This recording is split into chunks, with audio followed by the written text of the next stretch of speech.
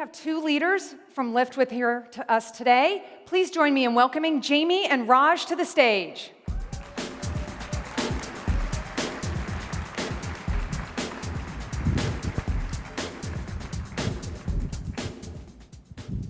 Thank you both for joining us here. We wanted to share a little bit with your experience, so I had a few questions for you. So I'll start with, every ride I've taken has been a smooth journey, but can you talk to us about how you design and deliver that experience for millions of riders and drivers? I love to hear that, Jessica, thanks. I think as all of us know, we strive to create transportation experiences that are dependable and consistently reliably. And all of us know that's really hard. It has to be earned. For us at Lyft, it starts with a deep understanding of our customers. What do our drivers and our riders need and want? And then how do we constantly assess and use that understanding so that we're constantly innovating and consistently improving the experiences that we deliver? Great, thanks, Jaime. Now, Raj, Lyft has over 900 developers, from what I understand, and you're constantly looking to use technology and creativity in your solutions. How do you choose between what you build yourself versus what you look for in the marketplace? Yeah, it's a good question, and it's something that we struggle with. When your mission is to build the world's best transportation, and you're linking drivers and riders, and there are new modes of transportation coming online every day, from scooters to bikes, and in the future, autonomous vehicles, it's very tempting to want to say that you need to build all of it.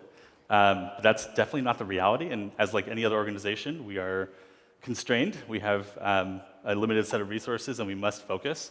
So we've been pushing ourselves to focus more on the things that we're uniquely positioned to build and bring to the table in a way that we'll need to innovate on them personally.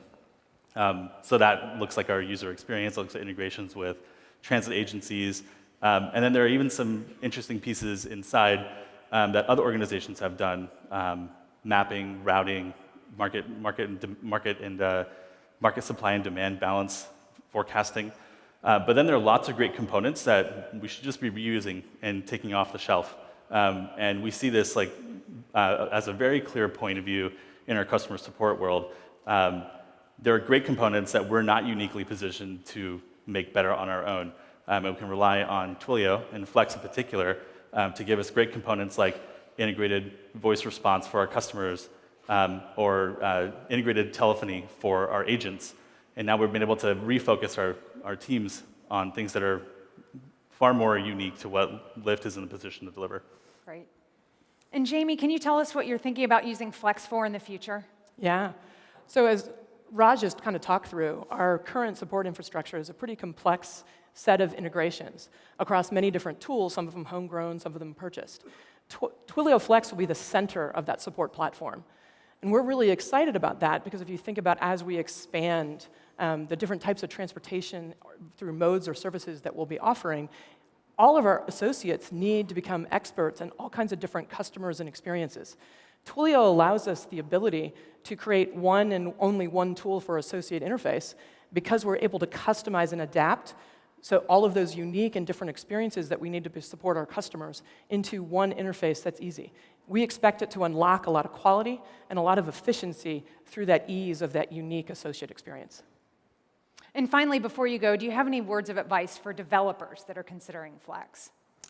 Yeah, I think a lot of the developers in the room here and ones that would integrate with Flex are trying to solve a human process problem. We all see sort of like a great human process out there in the world that we believe that we can make better or faster or more enabled with technology. And so my advice is, and we see this playing out in Nashville with our agents, where our designers, our engineers, our PMs, and as you saw in the video, our agents are basically co-located and co-developing solutions. So we'll see a pocket of agents doing amazing work, like hacking around the systems that we have, like figuring out how to serve customers really well. And we can see that, generalize that into a set of things that we can really quickly prototype with Flex. It's been amazing how quickly we've been able to bring things up and iterate and take feedback.